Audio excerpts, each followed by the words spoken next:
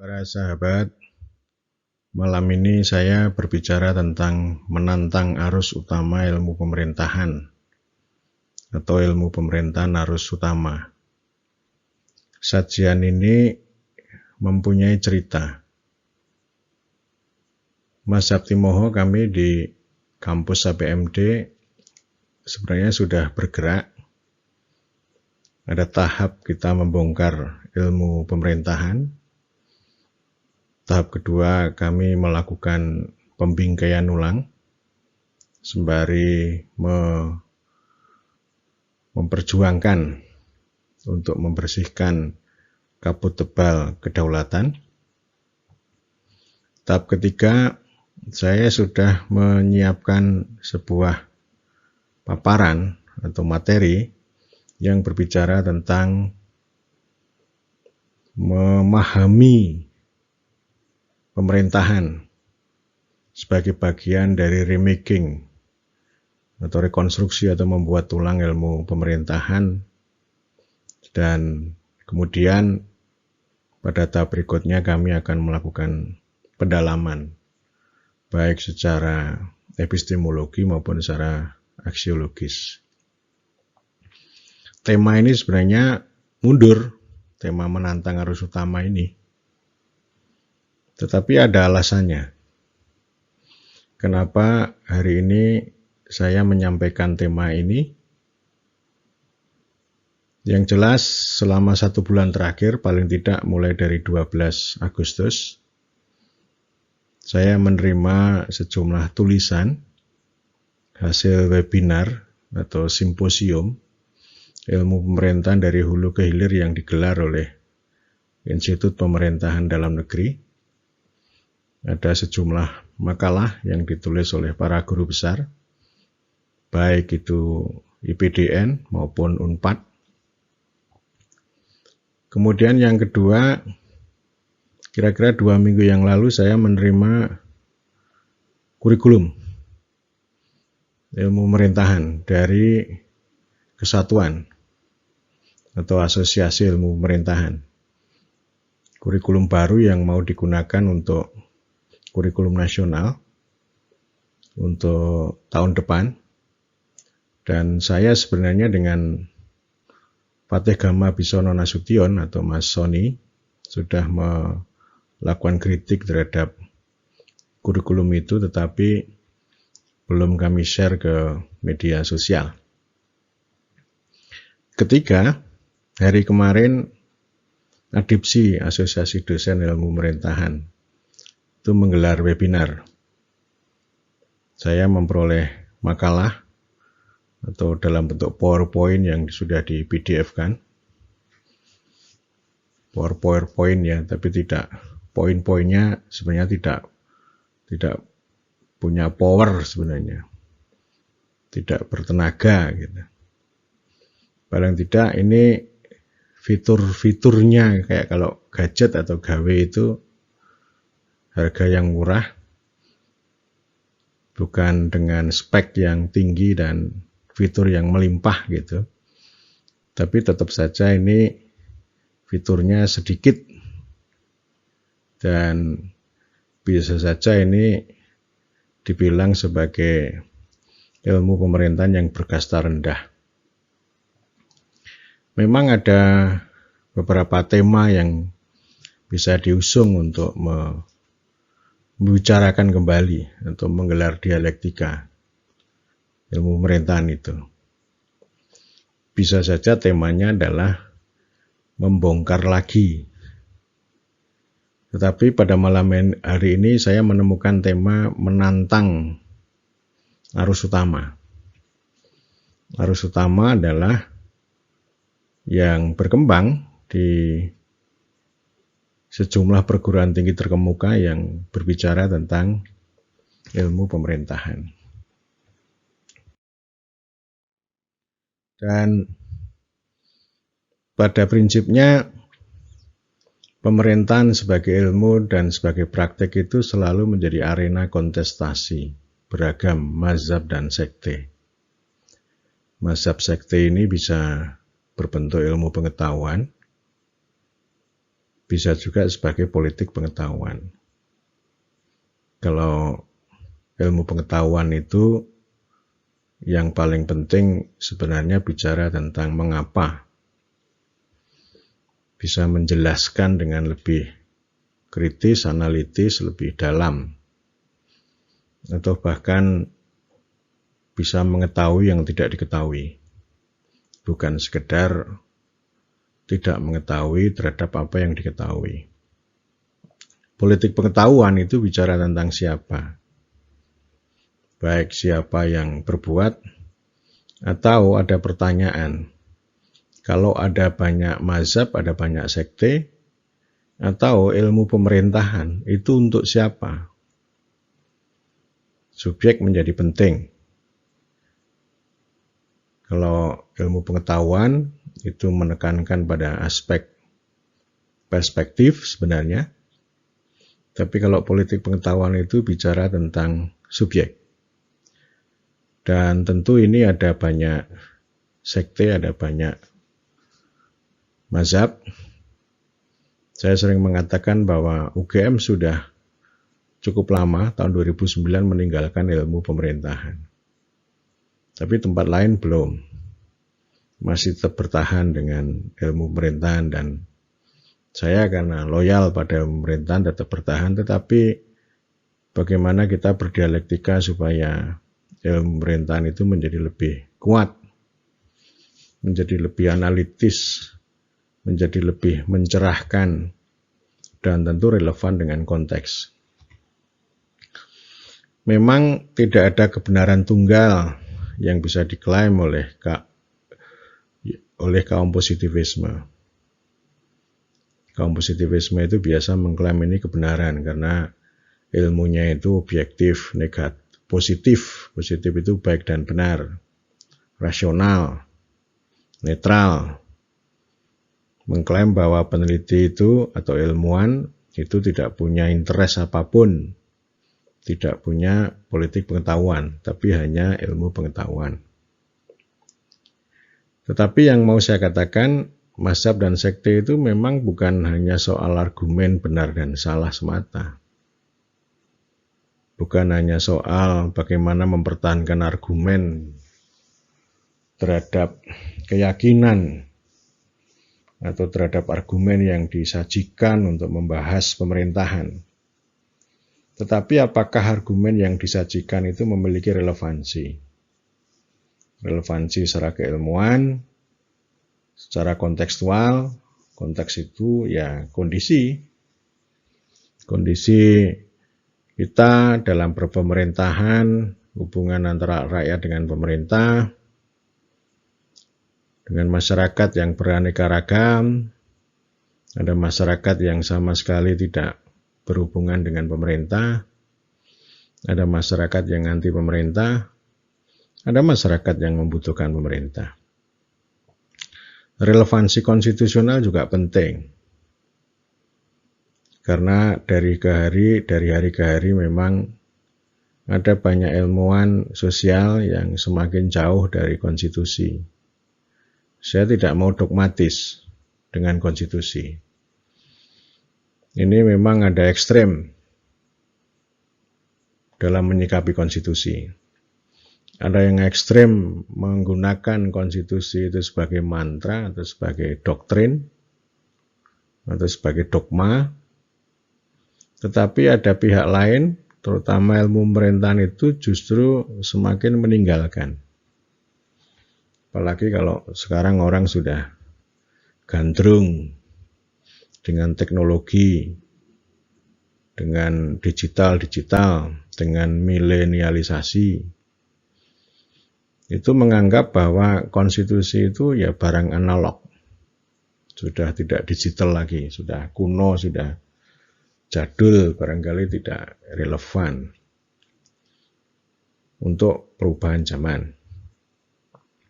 Yang tidak kalah penting, dan ini yang paling utama, relevansi keindonesiaan.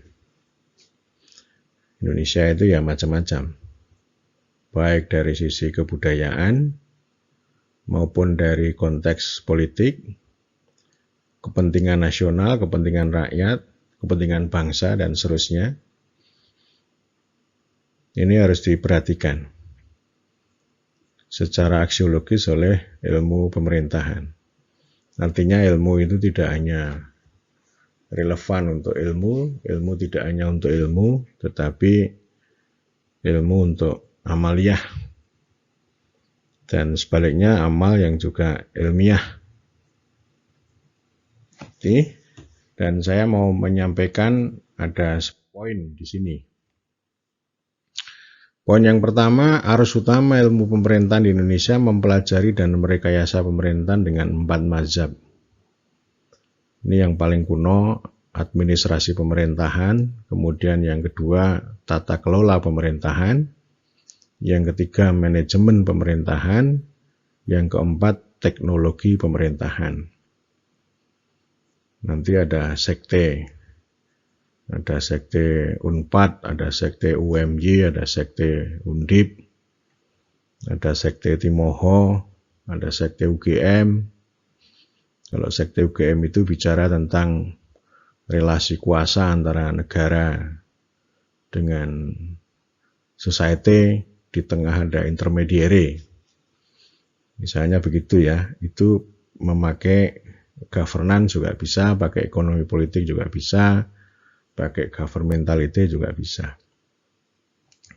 Mazhab dan sekte ini mengingatkan saya akan karya Gabriel Almond. Tahun 90, ini fanatik ilmu politik, tapi ilmu politik yang sudah kuno sebenarnya. Aliran struktural fungsional,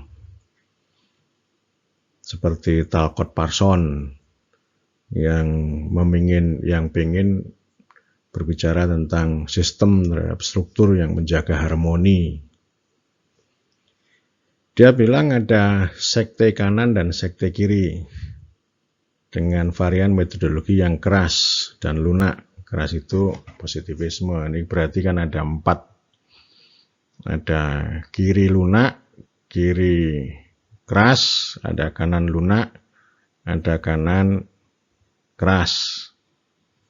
Kalau yang kanan keras itu yang positivisme itu, yang orientasinya teori-teori tentang modernisasi. Kalau yang kiri yang Marxis itu. Tetapi 4 mazhab ilmu pemerintahan yang tadi saya sampaikan itu masuk sekte kanan. Semuanya kanan itu. Tidak ada yang kiri.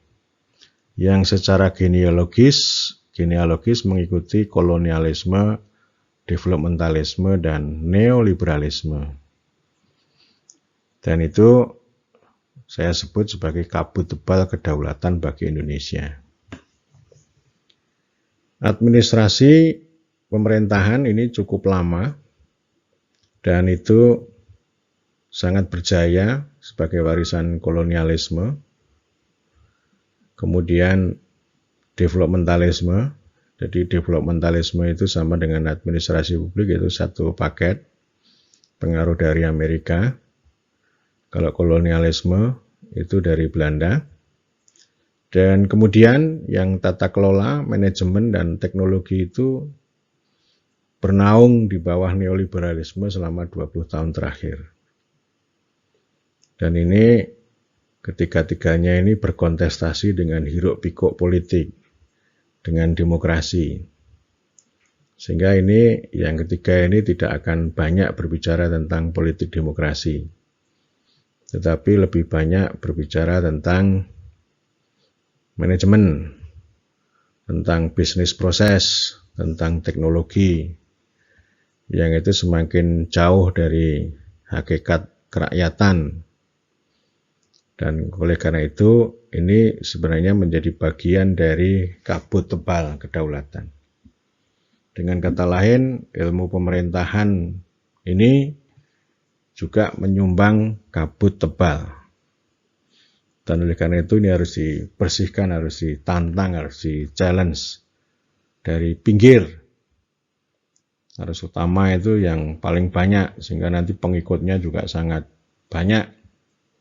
Mazhab Timoho mengambil di arus pinggir, dan tentu ini menjadi tidak populer atau tidak disukai barangkali.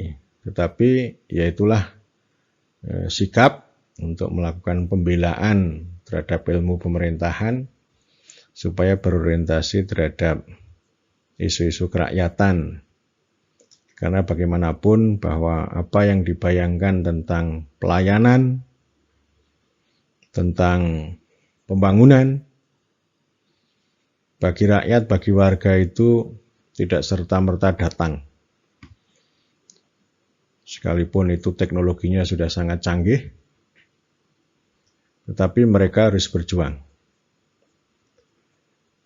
Itu secara prinsip pada poin pertama. Kedua, harus utama memahami pemerintahan sebagai hubungan antara yang memerintah dengan yang diperintah dengan segala variannya. Ini konon sebagai kesepakatan asosiasi bahwa ilmu pemerintahan adalah ilmu yang berbicara tentang hubungan antara yang memerintah dengan yang diperintah. Mereka meyakini bahwa definisi ini yang membedakan antara ilmu pemerintahan dengan ilmu politik maupun administrasi publik. Tetapi konsep ini banyak dikritik, banyak yang mengambil berbeda. Sebenarnya ini muncul dari atau diremajakan dari pengalaman kolonial kontinental sebenarnya. Talisi Duhundraha sangat suka dengan konsep ini dan itu diwariskan. Profesor Sadu mengkritik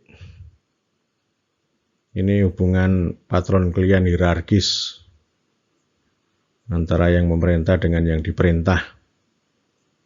Lalu Prof. Sadu lebih banyak berbicara tentang hubungan antara pemerintah dengan masyarakat dalam melalui kewenangan dan pelayanan.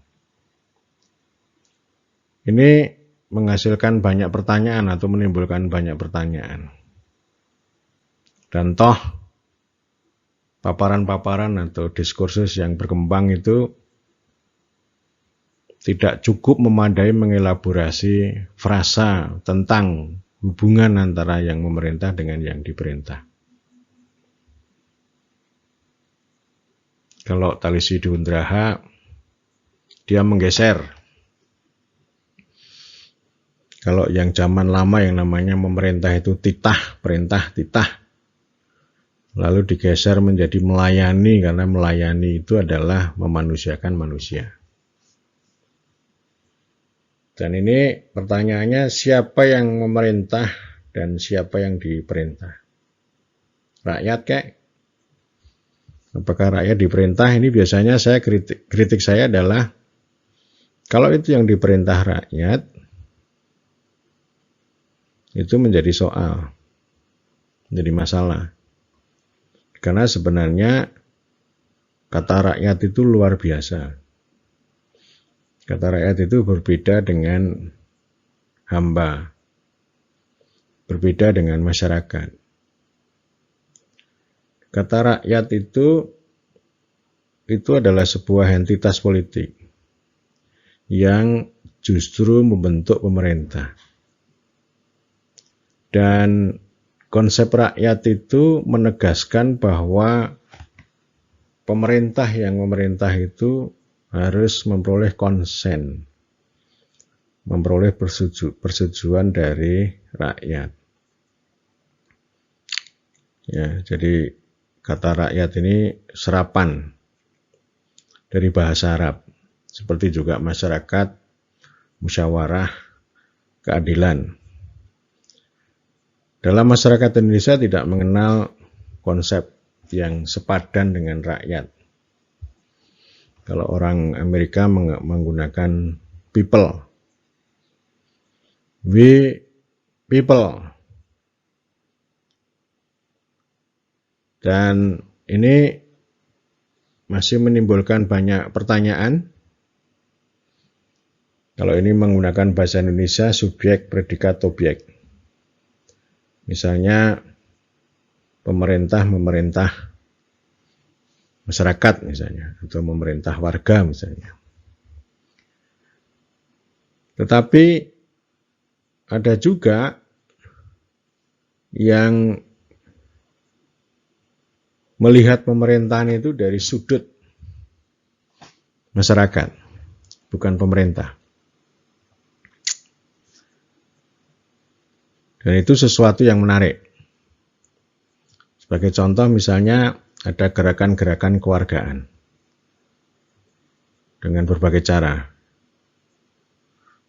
Baik itu kaum minoritas atau kaum terpinggirkan, mereka memperjuangkan kewargaan. Yang itu tidak bisa dijawab dengan konsepsi ini. Termasuk nanti konsepsi manajemen pemerintahan. Tidak serta-merta bahwa manajemen pemerintahan itu akan menyelesaikan persoalan tentang kaum minoritas yang tidak bisa menjadi warga secara penuh. Konsepsi frasa ini, frasa hubungan antara yang memerintah dengan yang diperintah ini, itu juga menimbulkan pertanyaan teka-teki tentang hubungan antara negara dan pemerintah. Orang tidak melakukan kajian secara analitis apa perbedaan antara pemerintah dengan negara. Dan di paparan atau materi lain saya itu sudah menguraikan itu. Jadi artinya tidak hanya hubungan antara negara dan masyarakat atau pemerintah dengan rakyat atau pemerintah dengan warga. Tapi ada satu poin yang itu sangat penting adalah bagaimana government governing the state. Ini literatur tentang itu sudah cukup banyak dan itu tradisi di Swedia cukup menarik, tema-tema tentang governing the embedded state yang ini melimpahkan atau melimpah ruahkan studi tentang governing maupun governmentality. Itu poin 2. Poin ketiga, mazhab administrasi pemerintahan masih tetap setia menghadirkan tokoh bernama Gerrit van Vulje dan Bestuur Kunde. Ini masih ada ini di paparan ya. Saya nggak usah sebut namanya. Dan ini masih banyak kalau orang nulis di jurnal ini tokoh ini masih tetap saja dihadirkan. Saya juga sudah melakukan kritik di jurnal Governabilitas soal tokoh Vulje dan konsepsi Bestuur Kunde. Menurut penilaian saya, konsepsi ini gagal paham secara etimologis secara etimologis yang menerjemahkan bestuur sebagai pemerintahan. Di Belanda itu ada banyak kata yang terkait itu, ada reger, ada overhead, ada bestuur. Tapi yang dibawa, dikembangkan dan kemudian diadaptasi di Indonesia adalah bestuur. Ini ilmu pemerintahan pendirian ilmu pemerintahan, ini buku wajib dulu. Yang kedua, dia salah paham, mereduksi pemerintahan sebagai administrasi. Jadi yang pertama kesalahan etimologis, yang kedua ini saya kira dari sisi perspektif. Dan perspektif ini mereduksi pemerintahan hanya sebagai administrasi. Ini ibaratnya orang pengen melihat hutan, tapi hanya melihat pohon-pohonnya aja yang dilihat, tapi tidak melihat hutan secara keseluruhan. Atau hanya istilahnya hilir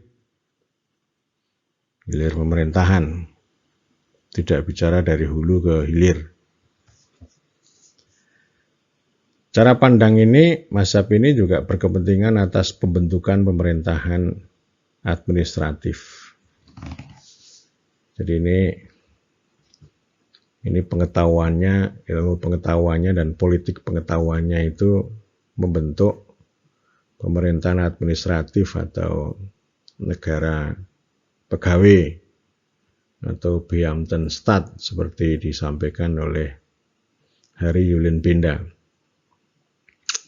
atau negara administratif seperti pernah disampaikan oleh Dwight Waldo dalam tradisi administrasi publik. Artinya bicara pemerintahan itu hanya bicara administrasi. Nanti produknya itu antara lain camat yang menulis tulisan pemerintah kecamatan yang pernah saya sampaikan di halaman Facebook saya. Atau ada profesor yang mengatakan bahwa pemerintahan desa itu pemerintahan palsu karena tidak memenuhi kaidah bestur, tidak memenuhi kaidah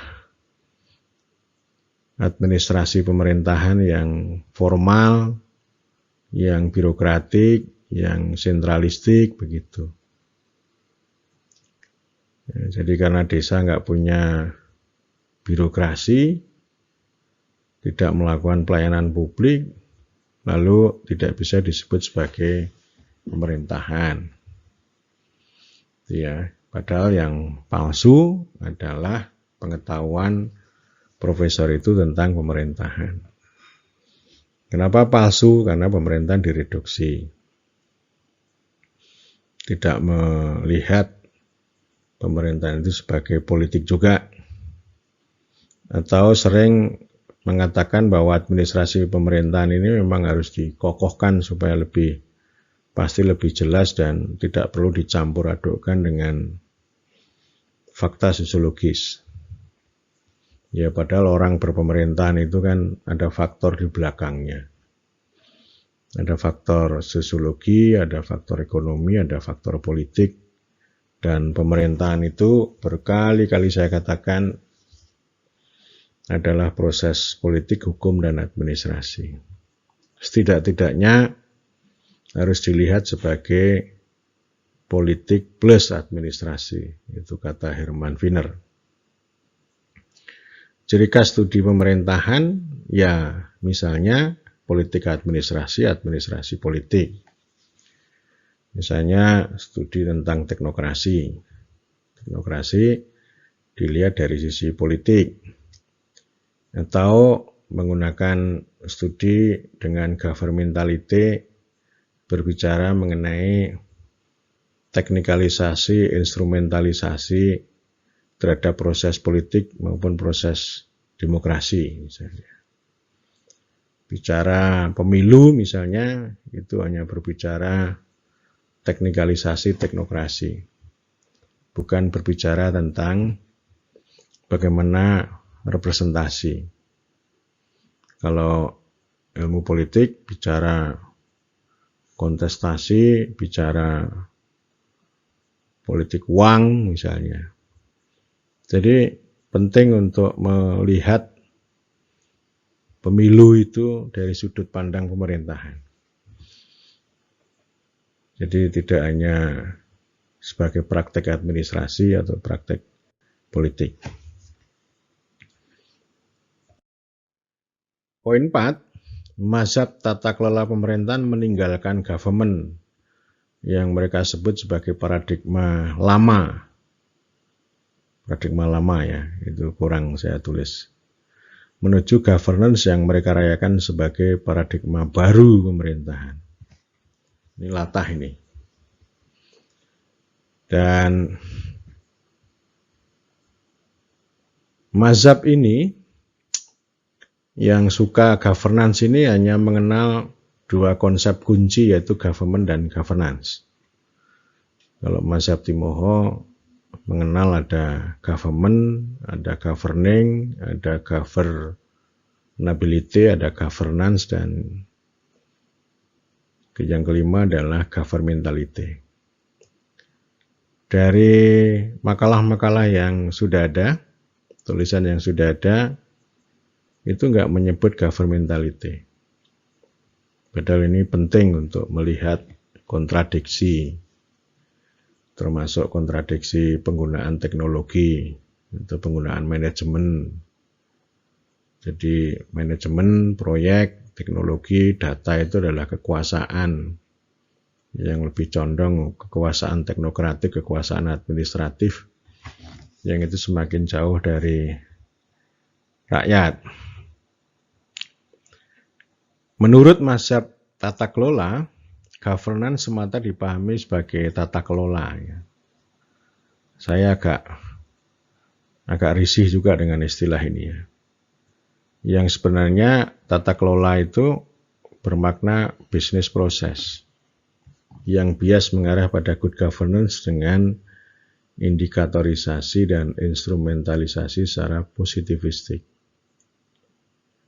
Governance itu misalnya bicara tentang hubungan yang mereka sebut sebagai sektor pertama, sektor kedua, sektor ketiga, sektor publik, sektor privat, sektor voluntaristik.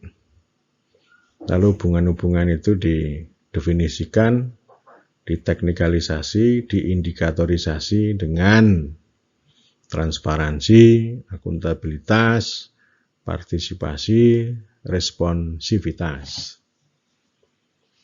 Hanya itu. Dan ini, konsepsi ini sebenarnya hollowing out, melubangi negara, melemahkan negara. Di tempat yang lain saya sebenarnya bicara tentang governance, nanti akan saya dalami lagi ya. Kita butuh pemerintah sekaligus juga butuh governance. Pemerintah tanpa governance itu akan menimbulkan kelaliman, tapi governance yang meninggalkan pemerintah itu bernama tirani. Jadi justru melemahkan pemerintah. Itu keempat. Kelima, mazhab manajemen pemerintahan mengutamakan kerangka ekonomi untuk memahami dan mengelola pemerintahan seperti dunia bisnis. Running government like business. Itu ya.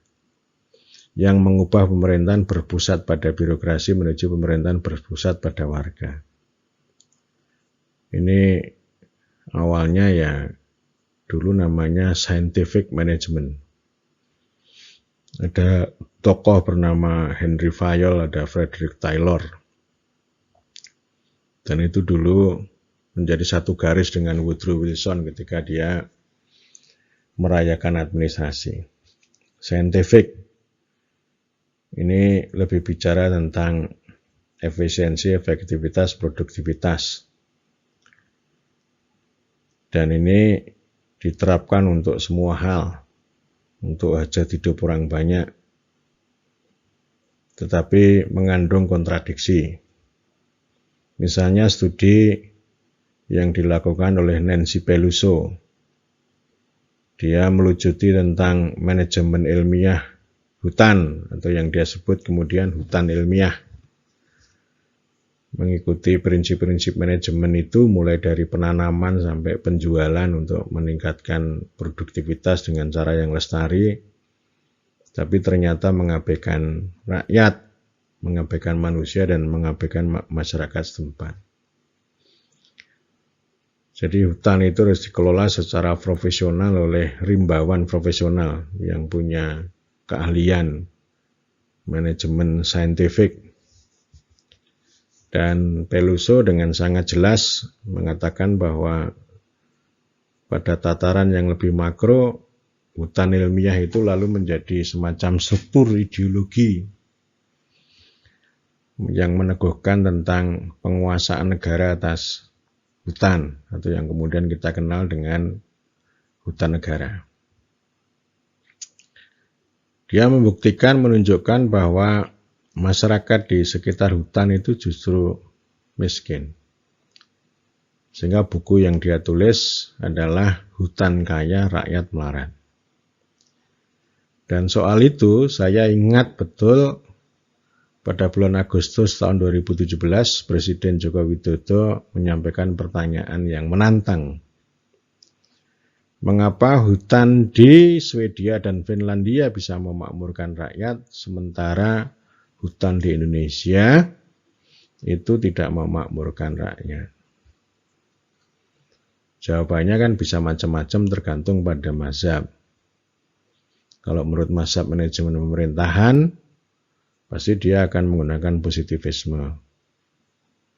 Oh, berarti hutannya tidak dikelola dengan baik, misalnya. Itu. Tetapi kalau menurut saya, biangnya justru terletak pada manajemen saintifik. Semua hal dengan saintifik.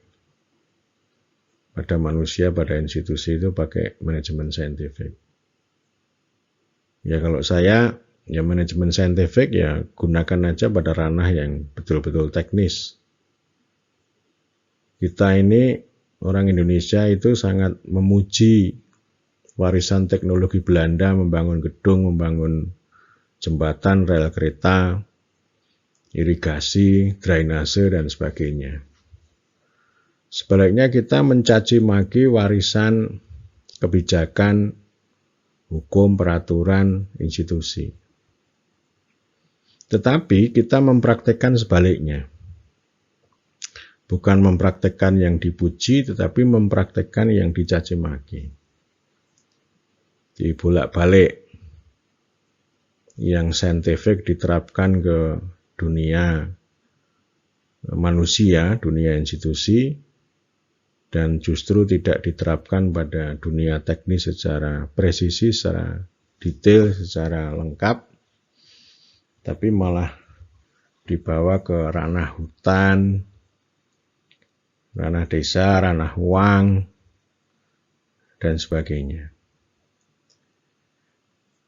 Kembali ke sini bahwa mazhab manajemen pemerintahan itu dipengaruhi oleh tadi manajemen ilmiah atau yang kemudian disebut manajerialisme,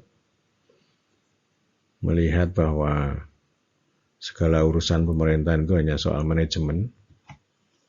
Tentu ini urusan hajat hidup orang banyak, entah itu air, beras, pangan, ikan, dan sebagainya. Ini hanya persoalan manajemen, bukan persoalan yang lebih besar lagi. Bagaimana manajemen itu menyelesaikan persoalan ketimpangan misalnya. Apakah dengan pelayanan itu lalu bisa misalnya. Dan manajemen pemerintahan itu menggunakan manajemen publik baru. Yang karena itu penganut mazhab ini sadar bahwa ilmu pemerintahan itu tidak berbeda dengan administrasi publik. Jadi sebenarnya mazhab ini tidak punya pengetahuan yang memadai, tidak punya ilmu yang memadai untuk berbicara ilmu pemerintahan. Lebih tepatnya berbicara tentang manajemen pemerintahan. Meskipun ini mazhab ini tidak bisa menyelesaikan juga persoalan pemerintahan yang begitu kompleks. Tidak bisa menjelaskan apalagi menyelesaikan. Yang keenam, mazhab teknologi pemerintahan membawa pemerintahan ke dunia global mengikuti revolusi industri 4.0 untuk merekayasa government 4.0 dan world class government. Wah, ini textbook ini, latah ini. Kalau zaman pandemi ini, revolusi industri 4.0 ini apa masih laku ya? Kayaknya banyak yang rontok juga ini. Dunia global ini kan kacau balau ini. Dan para sosiolog sudah mengingatkan bahwa modernitas yang membawa kekayaan, kemajuan itu kan selalu menghadapi kerentanan.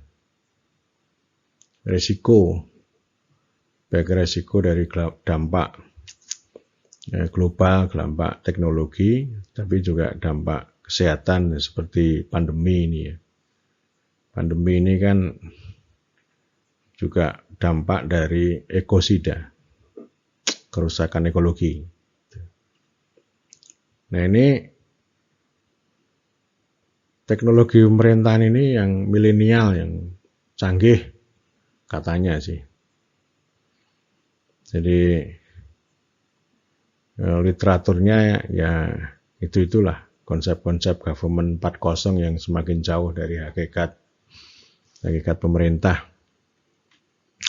dan pengen menjadi world class gitu. Sekarang arahnya ke sana semua. Jadi tidak ada yang namanya people class government atau government yang berkelas rakyat yang sesuai dengan konstitusi. Tidak, itu udah kuno katanya. Dan ini memang didukung dengan revolusi itu, ya, teknologi informasi itu. Jadi seakan-akan sekarang itu yang namanya IT itu segala-galanya. Mereka nggak mau menyebut IT itu sebagai teknologi yang melayani dan memudahkan kepentingan manusia. Bukan supporting system, tapi harus sebagai backbone, harus sebagai tulang punggung. Ya kalau begitu semua program studi di kampus itu diganti IT saja kalau begitu.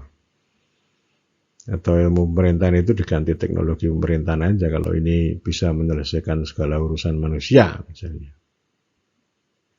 Ya. Jadi pertanyaannya ini teknologi pemerintahan itu untuk siapa? Kalau orang yang menyukai teknologi pemerintahan ini nanti ketemu dengan cara pandang pasca kolonial gitu, ketemu dengan governmentality, mungkin agak berpikir ya. Mudah-mudahan bisa berpikir lebih analitis. Karena menurut mazhab ini yang namanya teknologi itu kan jadi candu. Karena kecanduan lalu teknologi itu berubah menjadi teknokrasi. Teknologi membuat hidup manusia lebih mudah, teknokrasi membuat hidup manusia lebih susah. Kenapa? Karena teknologi mengatur manusia, bukan melayani manusia. Pemerintah itu harus merespon ini, kalau nggak merespon ini dianggap ini jadul atau analog gitu. Nanti tidak berkelas dunia gitu. Jadi ini orang yang berbicara world class government ini kayaknya luar biasa gitu ya. Tetapi sebenarnya ya ini berkasta rendah sebenarnya. Karena memahami pemerintahan hanya dari sisi teknologi yang kemudian semakin jauh dari hakikat pemerintah. Ya, ini saya banyak mengkritik soal ini digitalisasi ini. Jadi ini jadi candu bukan apa namanya, bukan satu cara pandang analitik yang mencerahkan, tapi hanya sebagai candu. Yang ketujuh, 3 mazhab, tata kelola manajemen dan teknologi, jadi administrasi yang ditinggalkan, mengklaim dirinya sebagai ilmu pemerintahan baru atau ilmu pemerintahan kontemporer ya, kontemporer istilahnya. Saya nulisnya kurang kontemporer. Yang secara aksiologis pengen merekayasa pemerintahan, sanggup merespon tantangan zaman, sekaligus membuat masyarakat manusia sejahtera dan bahagia. Ini 2 profesor, Talisi Diundraha, Profesor Sadu Wasistiono, sama-sama orang IPDN, agak berbeda. Tapi caranya sama. Manajemen tadi. Ya. Dan orientasinya untuk manusia yang sejahtera dan bahagia. Ilmu pemerintahan harus memanusiakan manusia. Membuat pemerintahan itu membahagiakan dan menyejahterakan. Caranya bagaimana?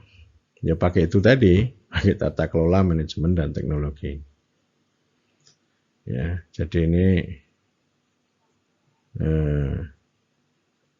milenial. Nanti akan saya komentari, tapi saya sampaikan dulu ini ya, yang kedua ini ya.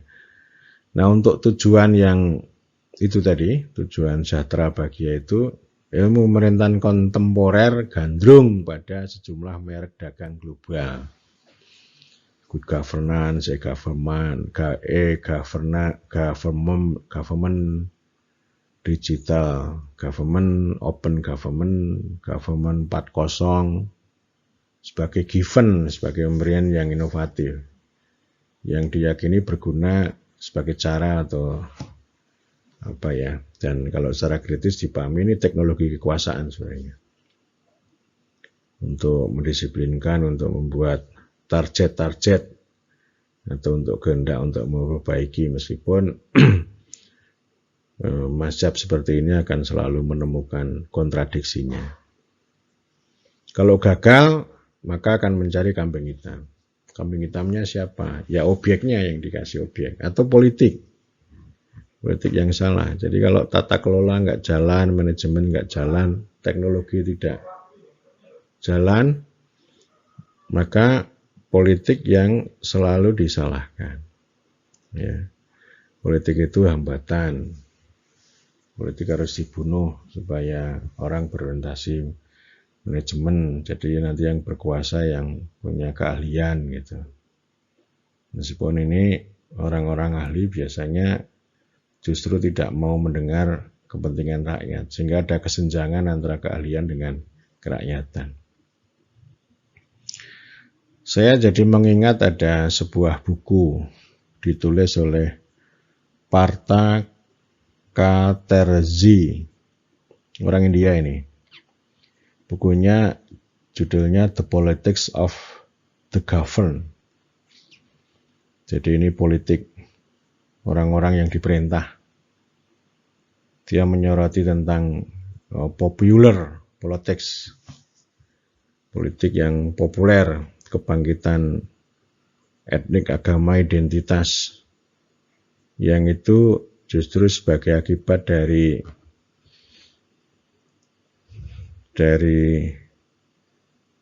administrasi pemerintahan yang semakin modern ini, atau teknologi kekuasaan yang seperti diimajinasi oleh tiga mazhab kontemporer itu. Ya, jadi artinya yang namanya tantangan zaman kan sebenarnya bukan hanya soal globalisasi, tapi juga ada pandemi yang memukul globalisasi. Ada juga kebangkitan populisme, yang ini dianalisis juga karena sebagai respon atas teknokrasi. Lalu kebangkitan politik identitas. Nah, ini ilmu atau mazhab kontemporer ini kan nggak bisa menjelaskan fenomena itu. Ya, itu diabaikan lah. Justru mazhab ini semakin gandrung, semakin kecanduan pada tata kelola, manajemen, dan teknologi, maka akan semakin dijawab dengan politik yang kontras. Ya, jadi ini punya spirit empirisme tapi tidak kontekstual, jadi realisme naif namanya. Bukan realisme yang betul-betul fenomenologis, yang menghadirkan konteks lokal, pengetahuan lokal, yang itu bisa dirajut untuk transforming pemerintahan menjadi lebih baik gitu. Yang ke-8, menurut arus utama, fungsi pemerintahan adalah pengaturan pelayanan dan pembangunan yang berguna untuk kesejahteraan dan kebahagiaan. Ya, ini terkait dengan yang 7 ya. Jadi ya memanusiakan manusia, kebahagiaan, kesejahteraan gitu. Ini apa namanya? Ya baiklah, normatif itu ya. Tapi bagaimana memahami pengaturan pelayanan dan pembangunan ini itu lebih dalam, lebih analitis. Karena ini kan hanya bicara tentang bagaimana cara, bukan bagaimana cara pemerintah bekerja, bukan tentang bicara mengenai apa yang dikerjakan pemerintah dan untuk siapa pemerintah itu bekerja. Jadi ini kan dunia nyatanya kan sangat beragam. Saya berulang kali mengatakan bahwa konsep pemerintah itu dahsyat sebenarnya. Dia berbeda dengan penguasa, dia berbeda dengan negara. Fungsi pemerintah itu ya protecting dan distributing. Ya, jadi agak berbeda dengan ini meskipun distributing mengandung pelayanan. Tapi kalau hanya distribusi tanpa proteksi ya percuma. Proteksi yang paling penting itu sebenarnya adalah bagaimana pemerintah itu melindungi rakyat itu dari rampasan elit. Ya. Dan mengapa sekarang di mana-mana ada perjuangan? Ada negosiasi antara rakyat dengan pemerintah. Karena fungsi-fungsi proteksi tidak jalan. Antara petani dengan tengkulak misalnya. Atau antara pelaku-pelaku ekonomi itu dengan broker yang lebih besar misalnya. Ya, jadi fungsi ini nggak muncul kalau 100 orang berkumpul kan selalu ada pemerintahan, lalu ada misalnya berapa orang yang jadi pemerintah dan di situ selalu ada elit. Elit itu akan mengambil yang lebih banyak. Nah, pemerintah itu menciptakan atau menjalankan fungsi proteksi supaya yang katakanlah yang mayoritas rakyat itu tidak dirampas oleh yang sedikit elit. Nah, biasanya studi politik itu hanya bisa mencaci maki terhadap elit yang merampas itu. Sementara studi manajemen administrasi itu meninggalkan. Lalu dia hanya bicara pelayanan-pelayanan. Dunianya seperti itu. Ya. Ketika pelayanan dijalankan, bukan hanya soal pelayanan yang kurang baik, tetapi juga ada perampasan dan ada kesulitan akses. Pemerintah sudah berhasil menyediakan sekolah, menyediakan fasilitas pendidikan, kesehatan, dan sebagainya. Jadi tidak setiap orang kan bisa mengakses. Ya, jadi ini yang jadi tantangan sehingga pelayanan itu bukan hanya persoalan tata kelola dan manajemen, tapi harus dilihat secara politik. Bagaimana kita mencerahkan pemerintah sebenarnya kalau menghadapi kompleksitas, bukan hanya kompleksitas secara teknologi ya, secara manajerial, kompleksitas hubungan antara elit dengan rakyat itu misalnya. Ya. Jadi pemerintah itu kita dorong, kita cerahkan harus melampaui. Tidak hanya berpikir secara administratif, tidak hanya berpikir secara elit, atau tidak hanya berpikir secara manajerial, tapi berpikir sebagai pemerintah. Yang beyond ya, saya sering membuat kalimat begini. Teknokrat memburu data, rakyat memberi data, birokrat menyembunyikan data, politisi mengabaikan data. Pemerintah seharusnya melampaui data. Pemerintah nggak bisa berpikir seperti teknokrat, memburu. Nah ini teknokrat ini sangat dekat dengan tadi manajemen pemerintahan tadi. Jadi kalau misalnya datanya kacau, data BLT di desa kacau, yang disalahkan desa, bukan teknokratnya. Karena teknokrat itu positif, objektif, baik dan benar. Kalau orang desa itu jadul, analog. Ya, jadi manajemen pemerintahan desanya yang disalahkan. Tuh, ya. Itu 8. 9, harus utama pemerintah semakin serius mengingkari pemerintah dan semakin anti politik. Jadi kalau pemerintahan ini arus utamanya begitu.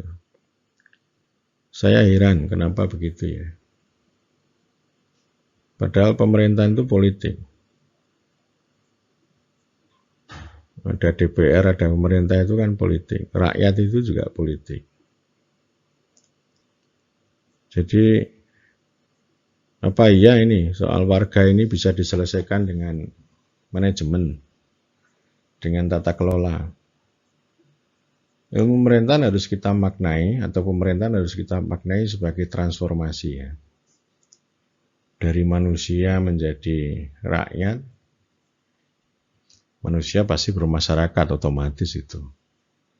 Jadi nggak perlu ada pemerintah pun pasti bermasyarakat. Ya, manusia menjadi rakyat. Ya, rakyat itu sebagai konsep politik yang memberikan konsen, memberikan persetujuan membentuk pemerintah. Dan dari rakyat itu mengalami transformasi menjadi warga melalui politik, hukum, dan administrasi. Administrasi nggak bisa mentransformasi itu. Dan sekarang ini masalah serius kita ini, konsep kewargaan ini. Kita masih banyak sibuk proyek kebangsaan. Bagaimana kita bersatu menjadi bangsa. Proyek kerakyatannya masih jauh. Proyek kewargaannya masih sangat jauh. Kewargaan itu bisa macam-macam. Nanti terkait dengan pajak. Ya. Negara yang tergantung pada pajak dari warga itu negara yang baik. Karena dengan pajak itu lalu negara yang kemudian diperintah oleh pemerintah itu akan memberikan fungsi proteksi dan distribusi untuk warga menjadi lebih baik. Ya, jadi ini yang namanya demokrasi pajak itu begitu. Nah, arus utama tadi, ya, pemerintah itu anti politik, dia nggak bicara tentang rakyat, ya, tentang demokrasi gitu. Itu artinya apa? Artinya ya kalau yang lama itu bicara tentang pemerintahan administratif, kemudian yang berikutnya bicara pemerintahan itu sebagai pasar, dan juga pemerintahan itu sebagai industri. Jadi semuanya itu sekarang diperlakukan kayak industri. Ini dalam pengertian peyoratif ya, industri dalam tanda petik. Yang itu harus dipahami ya. Jadi hanya hiruk pikuk di situ, ya, sibuk dengan electronic government, sibuk dengan digital government, tetapi tidak membawa akibat apapun pada rakyat, apalagi yang ada di pinggiran, di pelosok. Itu sama dengan komentar Profesor Cornelis Lemendiang bahwa good governance itu adalah sebuah solusi yang seragam atas masalah yang beragam dari ujung Afrika sampai pelosok Indonesia, tapi tidak membawa akibat apapun. Jadi kalau yang milenial, yang serba digital ini kan hanya untuk urusan viral aja. Jadi apa yang mereka bayangkan tentang citizen based government itu, citizen itu hanya yaitu hanya netizen aja. Hanya di media sosial aja. Atau citizen yang kemudian dipahami secara konkret itu sebagai pengguna atau sebagai konsumen. Ya, seperti yang dibayangkan oleh Talisi Hundraha bahwa ilmu pemerintahan baru itu seperti kapal. Pemerintah itu nahkoda. Lalu yang lainnya itu penumpang. Penumpang kan membeli.